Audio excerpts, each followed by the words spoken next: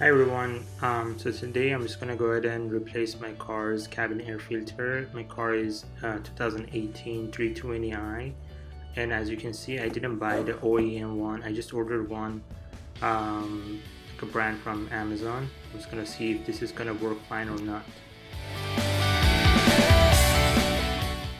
So this one I found it on Amazon, and because it had really good reviews and ratings, about maybe 20 something thousand reviews and ratings, and most of them were like a positive reviews, I said I'm just gonna give it a try because this one was around like maybe 20 something dollar, 22, 24.